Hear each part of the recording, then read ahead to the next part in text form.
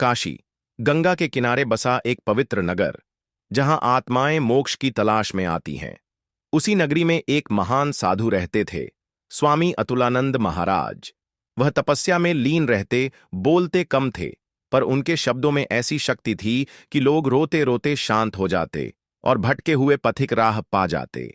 कहते हैं, स्वामी जी को बचपन में ही ज्ञान की लालसा हुई थी। संसार के मोह से विमुख होकर उन्होंने हिमालय की गुफाओं में वर्षों साधना की थी। अब वे काशी के एक पुराने मठ में रहते थे, जहां हर सुबह सूरज की किरणें गंगा की लहरों से टकराकर उनके चेहरे पर पड़तीं और वे ध्यान में डूब जाते। इसी नगर में एक युवती आई थी, वसुंधरा। वह दक्षिण भारत के एक समृद्ध परिवार की इकलौती संतान थी, सुंदरता और बुद्धि दोनों की मिसाल थी। पर उसका हृदय व्याकुल था। उसने बहुत कुछ पढ़ा था, बहुतों से मिल चुकी थी, पर उसका मन कभी शांत न हुआ। एक दिन उसने स्वामी अतुलानंद महाराज के बारे में सुना और उनसे मिलने की ठानी।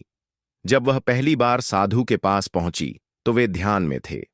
वसुंधरा ने धीरे से एक प्रश्न पूछा, महाराज, क्या आत्मा कभी पूर्ण रूप से मुक्त हो सकती है?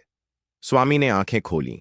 कुछ पल वसुंधरा की आंखों में देखा और बोले, जिसे बंधन दिखाई देता है वही मुक्त होना चाहता है। जब देखना ही छोड़ दे तब पता चलेगा कि वह तो पहले से ही मुक्त था। वसुंधरा इस उत्तर को समझ न सकी, पर उसके हृदय में कुछ हलचल हुई। वह रोज आने लगी, प्रश्न पूछने, सुनने और बस मौन में बैठने। धीरे धीरे दोनों के बीच एक विशेष संबंध बनने लगा, एक आध्यात्मिक आकर्षण जिसमें प्रेम था पर वासना नहीं, जिज्ञासा थी पर अधिकार नहीं। कई महीनों बाद एक दिन वसुंधरा ने साहस करके पूछा, स्वामी, मैं अब इस संसार में नहीं लौटना चाहती, क्या मैं यहीं रह सकती हूं? स्वामी मुस्कुराए, बोले, यदि तुम स्वयं को पहचानना चाहती हो तो यह जगह तुम्हारे लिए है, लेकिन जान लो, यह मार्ग फूलों से नहीं, कांटों से भरा है। वसुंधरा ने सिर झुकाकर हामी भरी। उसने सांसारिक वस्त्र त्यागे, मठ की सेविका बन गई। वह भिक्षा मांग कर लाती, साफ सफाई करती और स्वामी जी के प्रवचनों में भाग लेती।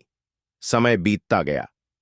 एक दिन स्वामी जी ने देखा कि वसुंधरा की आंखों में वैसी ही शांति है जैसी कभी उनकी गुरुमाता की थी। उन्होंने कहा, तुम अब वसुंधरा नहीं, शांति प्रिया हो। अब तुम ज्ञान बांट सकती हो। और इसी तरह एक पवित्र बंधन गुरु और शिष्या का, जिसमें प्रेम, त्याग और मोक्ष की साधना थी, काशी के इतिहास में अमर हो गया।